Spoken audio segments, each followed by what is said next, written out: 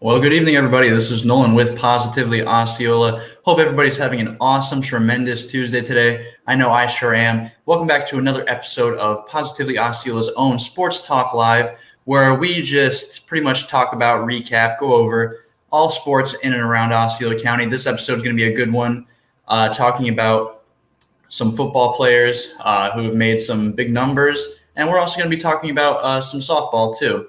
What's it all going to consist of? We're going to get into it. So without further ado, let's get it started.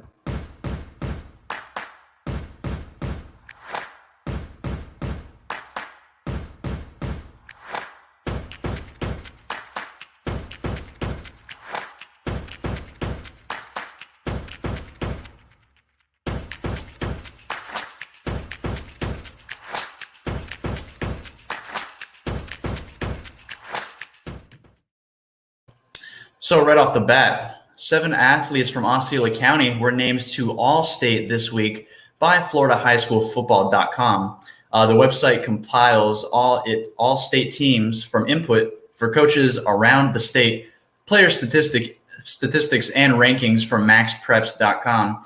The strength of schedule from each team and from media lists of all area selections. Osceola High led all county teams by placing 5 on the Class AA team. Junior defensive back Bo Masco was named to the first team. Junior defensive lineman John Walker was on the second team, while senior quarterback Chad Masco and junior defensive line Derek LeBlanc were third team honorees. Senior defensive back Jeremiah Wilson was tabbed the honorable mention for the team. It was no surprise that Osceola had 4 players named to the defensive unit. Despite playing 6 games against ranked teams, the Cowboys allowed just over 11 points per game and just over 1 yard per rush on the season. So that's 557 yards on 414 attempts. Applying pressure up front, Walker and LeBlanc were 2 main reasons for Osceola's defensive success. Walker had a monster year with 71 tackles, 17 tackles for loss, and 13 quarterback sacks. Wow.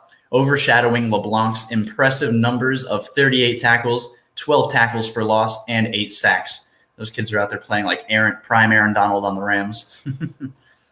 The pressure asserted by Osceola's front 4 gave ample opportunities for Bo Masco and Wilson to make big plays in the secondary. From his corner spot, Masco led Central Florida with 7 interceptions and also batted down 11 passes, while Wilson, who is a safety, mind you, had 8 pass defenses and a pair of picks.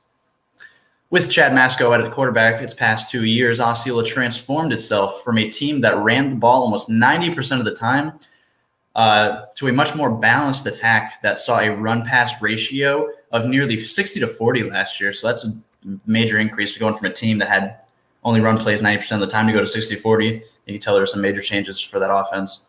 Masco set school records for passing yards, 1,924, and passing touchdowns, having 21. He only threw 4 picks and added 440 yards and 4 touchdowns rushing.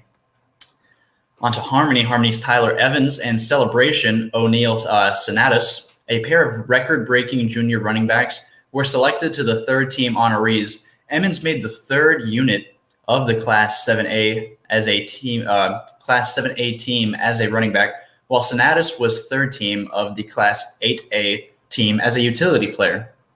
Emmons showed incredible consistency all season long for the Longhorns. He rushed for at least 117 yards in 8 of 9 games and scored at least 1 touchdown in all 9. Wow. 1 touchdown in all 9 of the games that he played in. That's crazy.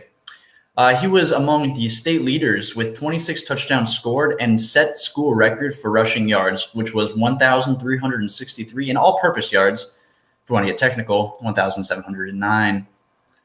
He enters his senior season with the Longhorns as the school's all-time leader in rushing yards, which is a total of 2,604 total yards and 49 touchdowns scored. That's crazy. Wow. We have a quote here, actually. Tyler is very deserving of this honor. Longhorns coach Don Simon said, "No one works harder at his craft, and he has started to see that work pay off. I can't wait to see what he accomplishes in his senior year." So I got to say, Tyler Emmons, I've seen him play a couple times.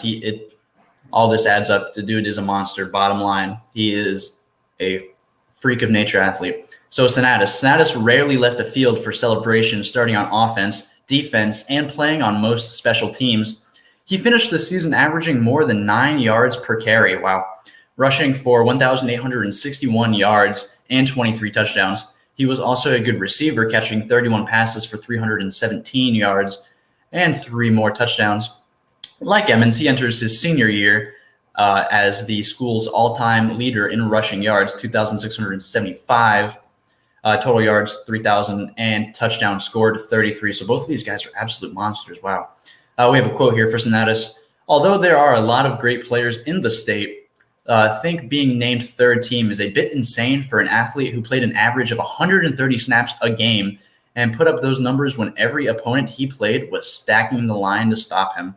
Storm head coach Rich Pringle said, obviously he was happy, he was honored, just wondering if he would not have been second or even first team if he played for a different team. 5 of 7 Osceola athletes honored were juniors and will return for 2022. So that's our news on football. Congratulations to all those very gifted athletes for making those teams. As you can tell, they are putting in the hard work, and it is starting to show. So now we're going to be moving on to softball. Pull up my awesome graphic here.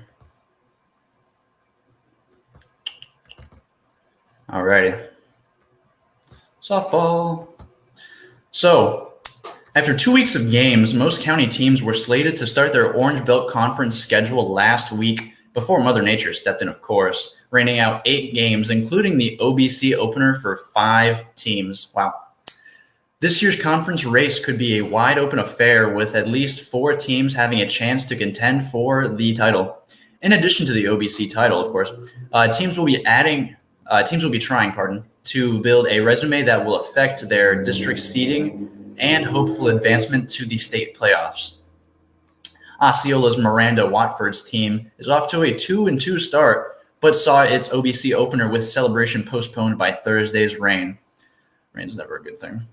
Osceola is in somewhat of a rebuilding year after graduating 4 senior starters off of last year's 16-10 district champion team. So they have some changes to do there and some adjustments for sure. Still, the Cowboys returned some talent, including juniors Nayeli Hernandez, who has a batting average of .508 with 15 RBIs tagged on, and Gabriela Avila, who has a batting average of .403 with 25 RBIs. Wow. They also returned 2 pitchers in Alyssa Miranda and Alexis Miranda, who combined for 10 of their 16 wins last year. Veronica Fernandez and Kiana Ducase are first-year starters who could play a key role in Osceola's fortunes this year. Watford believes that although her team lost some key players to graduation, they can still compete for OBC and district titles. We have a group of solid returning players, and behind the leadership of senior pitcher Alyssa Miranda, I believe this team will grow and come together as the season progresses. We have a dedicated focus group that is not afraid to put the work in. So, it always sucks to lose these big, these senior players that have grown there and they've gotten really good at their craft.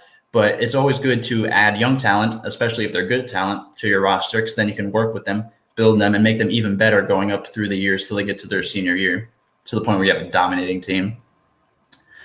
So after a tough 5-12 season, Harmony head coach Christy Mindrup believes the Longhorns will be a much improved club this year.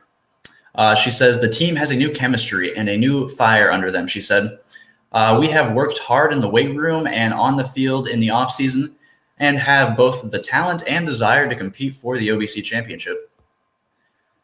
The early results have been good as Harmony is off to a 3-1 start, but saw its Thursday OBC opener with Tahopa Kalaga postponed by rain, of course. Rain's a real killer here. The team's only loss has been to 7A Lake Nona.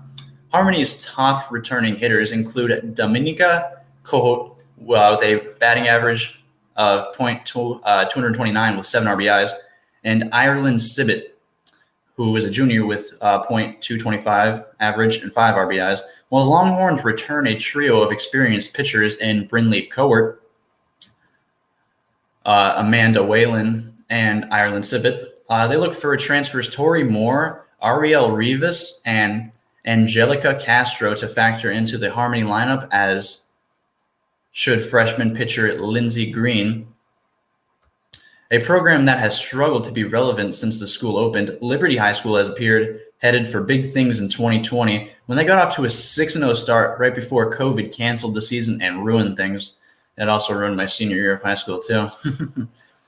So it ruined things for what appeared to be the best team in school history. That's got to suck. Despite losing some top players from that team, Liberty proved they were not going to be one-hit wonders when they established a school record for wins in a 19-5 season in 2020. Wow. Rich Colom's team returns some outstanding hitters in Jenna Morales, Kayleen De Jesus, and Bianca Elaraj, and a top pitcher in Abigail Esparza. The Liberty got off to a 3-2 start this season behind the hitting of Morales, who has been near impossible to get out with a .750 batting average and a .833 on-base percentage through 3 games. To have that crazy of a stat for 3 games, that is wicked. That's awesome. Long a challenger for district and OBC titles, St. Cloud fell on hard times the last 2 years, going 0-6 in the COVID-shortened 2020 season and posting a losing record last season at 10-16. Look for veteran coach Wei Hubry to lead the Lady Bulldogs out of that funk this year, as he returns a nice mix of veteran players and some talented newcomers. Top returning hitters include Olivia Limau, Delaney Carnell, Hannah Nasco, with both Nasco and Carnell posing long ball threats after an uneven sophomore season where she went 3-5 with a 7.51 earned run average. Kylie Holland has looked good in the preseason and early going, as St. Cloud has raced out to a 3-1 record. We have a quote here saying, "We have a good combination of players this year capable of going deep, hitting for average, and we have some speed on the bases," Hubry said. "We are excited to see what the season will bring this year, especially how hard this group is working." Coach Anissa Robles believes Celebration may field one of their better teams in school history this year. Now we're going to talk about Celebration with a record of 2-1. Overall, as an early leader in the OBC race with a 2-0 record, win over Tohoku-Caliga and Point Siena. Freshman Casey Pagan has proven to be a major factor in the Storm lineup, hitting a .750 in the early going, while another relative newcomer, Carolina McAuley, was batting a .600 with 5 RBIs and 4 runs scored in the first 3 games. Martinez, another sophomore, was hitting .500. That's awesome. So for the Tohoku-Caliga Tigers, the Tigers are winless in 4 games this season. Point Siena is 2-4, and Gateway is 1-1 in the early going. Underclassmen were leading the way for Point Siena, as juniors Cameron Sweat and Brianna Montalvo were hitting .625 and .500 respectively through 5 games, while sophomore Atlantis Negron was batting .538. So as you can see there, we have some really awesome teams going for softball. We got some not so awesome teams. We got some teams that are looking to make changes, who have had really bad seasons, and they're looking to see and up it, get some better seasons, get some personnel changes. You know, you got to adjust to these seniors that are leaving. You got to take these freshmen and you got to start from scratch. It's a process. Will they do it? We'll find out. We still got tons of more softball coming your way as spring season just started. Well, that is it. That's all the sports news I have for you this week. I hope you guys enjoy. Don't forget to tune in next Tuesday at 6 o'clock for Sports Talk Live. Without further ado, I think that's it. This is Nolan with Positively Osceola. And along with the community, we're making a positive difference in and around Osceola County. I'm out of here.